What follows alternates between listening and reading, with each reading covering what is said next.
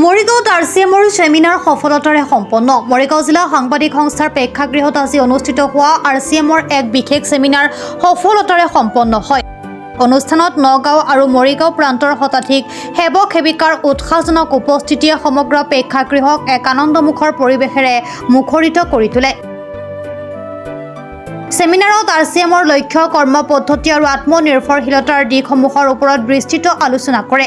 উপস্থিত সেৱক সেৱিকাৰ মাজত পাৰস্পৰিক সহযোগিতা, ইতিবাচক চিন্তাধাৰা আৰু আগবাঢ়ি যোৱাৰ মানসিকতা লক্ষ্য। অনুষ্ঠানত বিশেষ অতিথি হিচাপে উপস্থিত থাকে নগাঁও জিলা RCMৰ টেকনিকেল হিমান্ত হাজৰিকা। তেখেতে নিজৰ বক্তব্যত অধ্যৱসায়, একতা আৰু সঠিক দিশত কাম কৰাৰ জৰিয়তে সফলতা লাভৰ ওপৰত গুৰুত্ব আৰোপ কৰে। লগতে উপস্থিত সেৱক সেৱিকাসকল আগন্তুক দিনত অধিক নিষ্ঠা আৰু আত্মবিশ্বাসেৰে কাম কৰি সমাজত এক সুস্থ আৰু ইতিবাচক পৰিৱেশ গঢ়ি তুলিবলৈ আহ্বান জনায়। সামগ্ৰিকভাৱে অনুষ্ঠানটো সুশৃংখল আৰু সফলভাৱে সম্পন্ন হোৱাত অংশগ্ৰহণকাৰীসকলে সন্তুষ্টি প্ৰকাশ কৰে। তো আজি মৰিগাঁও প্ৰেছ ক্লাবত যে আজি আমাৰ এক RCM সেমিনাৰ আজি অনুষ্ঠিত কৰা হয়।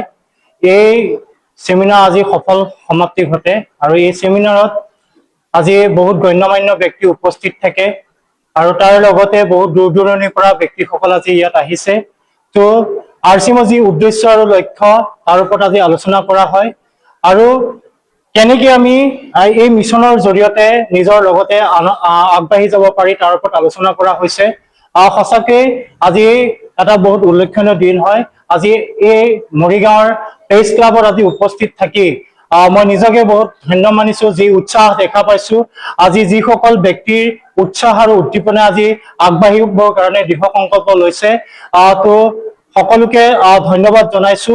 কাৰণ কিয় RCM এক মিছন হয়। এই মিছনটোৰ জৰিয়তে স্বাস্থ্য, অৰ্থ, সমাজ, সংস্কাৰ এই গোটেইখিনি সাঙুৰি লোৱা হৈছে আৰু ইয়াৰ জৰিয়তে আমি প্ৰত্যেকে নিজৰ লগতে আনৰ জীৱনো আমি পৰিৱৰ্তন কৰিব পাৰো। তো সকলোকে ধন্যবাদ আৰু ইয়াৰ আজি অনুষ্ঠানটো যিসকল ব্যক্তিয়ে অনুষ্ঠিত কৰিলে তেওঁলোককো বহুত বহুত ধন্যবাদ। Thank you. জয় RCM। মৰিগাঁৱৰ পৰা বুবুনাথৰ ৰিপৰ্ট, প্ৰাত টাইম ডিজিটেল।